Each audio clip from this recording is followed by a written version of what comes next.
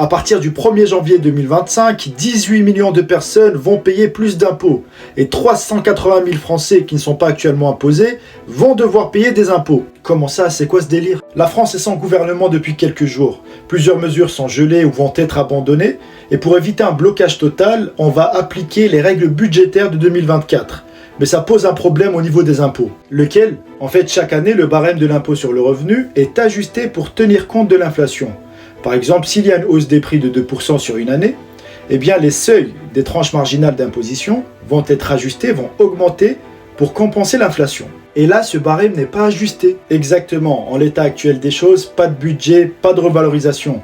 Résultat, les seuils restent bloqués à ceux de 2024 et les personnes qui ont eu des augmentations de salaire, par exemple, risquent de basculer vers des tranches d'imposition supérieures et en l'absence de cette revalorisation justement du barème, eh bien, elles risquent mécaniquement de payer plus d'impôts. Attends, mais il n'y a pas une loi spéciale actuellement qui permet de fixer ça? La loi spéciale va simplement reconduire le budget 2024 à 2025. Avec entre autres prélever les impôts, payer les fonctionnaires et assurer la continuité du service public.